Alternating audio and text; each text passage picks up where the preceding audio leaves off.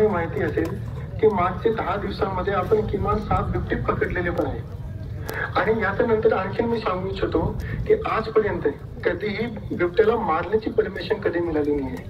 मी काल संध्याकाळी सतत 4 तास पाठपुरावा करून DCF पासून PCF पर्यंत बोलून आणि बिबट्याला मारण्याची परमिशन सुद्धा घेतली आणि त्याच्याबद्दल आमचे शूटर्स आज सकाळी त्या ठिकाणी पोहोचलेले आहेत आणि थोडी वेळेमध्ये त्याने आयडेंटिफाय पण केलेलं आहे. आयडेंटिफिकेशन झालेलं आहे त्याचं. थोडी वेळेत तो जे नरभक्षी बिबटे आहे त्यांना मारण्याची प्रक्रिया पूर्ण होते. आता याच्यामध्ये एक गोष्ट खूप आवश्यक आहे आपण सर्व लोकांनी समजणे की याच्यामध्ये हाचा मार्ग जे आहे ते आपल्याला 3 गोष्टी केल्याशिवाय होणार नाही. 3 गोष्टी काय आहेत ते मी सांगतो या ठिकाणी. ज्याच्यासाठी आपल्याला केंद्र स्तरावरची परमिशन आवश्यक आहे. पहिली गोष्ट आहे जी नरभक्षी बिबटे आहे त्यांना मारण्याची परमिशन घेऊन त्यांना मारणे.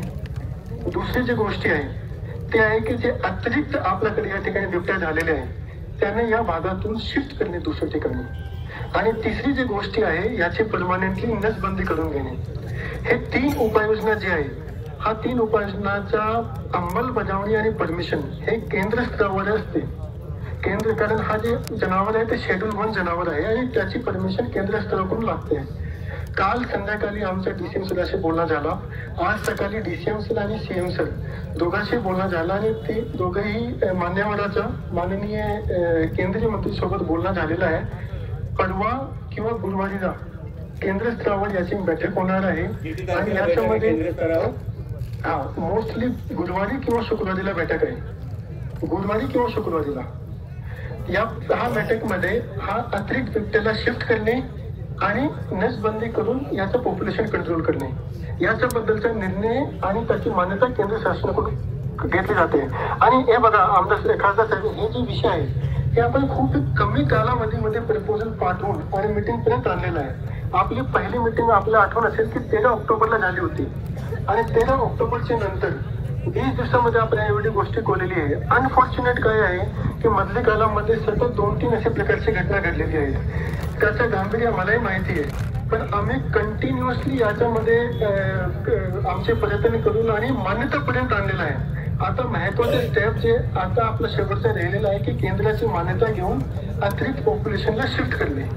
आणि हा पण गोष्टी सर्वांनी लक्षात घेतली पाहिजे की पहिल्यांदा फॉर द फर्स्ट टाइम आपण यांना मारण्याची सुद्धा परमिशन घेतलेली आहे. तर आपण सर्व प्रयत्न आम्ही करत आहोत. याच्यामध्ये प्रॉब्लेम अशी आहे की हा जे विषय आहे त्याच्यामध्ये आपल्याला यश आणण्यासाठी केंद्र शासनाची मान्यता आवश्यकता लागते. केंद्र शासनाची आपण मान्यता घेतली नाही तर आपण सक्सेसफुल होणार नाही. तर त्यासाठी आमचा सतत पुरवठा चालू आहे.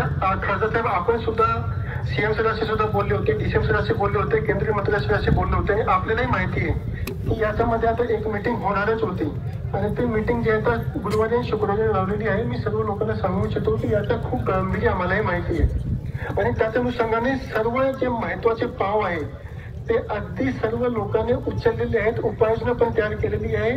काही उपाययोजनाची अंमलबजावणी सुद्धा केलेली आहे.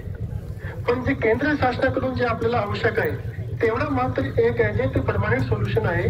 त्या परमानंट सोल्युशन बद्दलची सर्व जे प्रक्रिया आहे ते आजपर्यंत पूर्ण केलेली आहे आणि मला वाटतं की शुक्रवारीचे किंवा गुरुवारचे जे मीटिंग होतील त्याच्यामध्ये आपल्याला मान्यता मिळेल आणि त्या मान्यता मिळाल्यानंतर आपण जे अतिरिक्त पॉप्युलेशन आहे इकडची त्यांना आपण शिफ्ट करून घेऊ. पण कलेक्टरच्या तेवढा आम्हाला वेळ द्या. हा एक आहे की हा विषय जे आहे ना बरेच वर्षाचा आहे. आम्हाला थोडासा वेळ द्या आणि CCF लोकांची भावना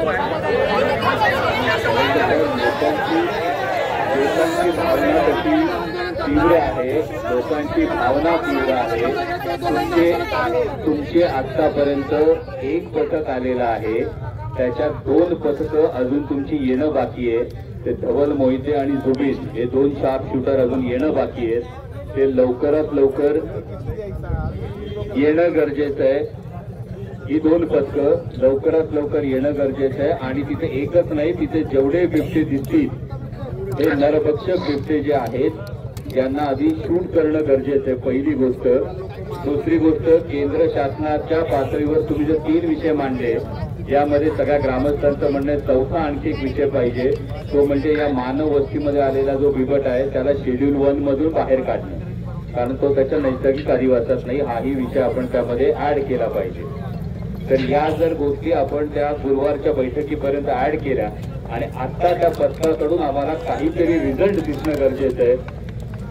पथकाने बिबट्याला जर रिझल्ट दाखवला तर आम्ही या सगळ्या गोष्टींवर विश्वास. आम्हाला हे मान्य आहे की तुम्ही आउट ऑफ द वे जाऊन हा खरं तर बिबट मारण्याचा निर्णय हा अनेक वर्षात झालेला नव्हता. हा पहिल्यांदा तुम्ही त्यामध्ये इनिशिएटिव्ह घेतला. आम्हाला मान्य आहे. तुमच्या विनंतीचा आम्ही 100% विचार करू, पण आम्हाला रिझल्ट आधी दिसला पाहिजे. आणि हा रिझल्ट दिसत असताना फॉरेस्टचे अधिकारी अजून आमच्यापर्यंत पोहोचले नाहीयेत. तर फॉरेस्टच्या अधिकाऱ्यांनी आता आम्हाला एकूण किती पिंजरे लागणार आणि त्या पिंजऱ्यातला बिबट बाहेर जाणार नाही याची खात्री आणि याची हमी आम्हाला द्यावी लागेल.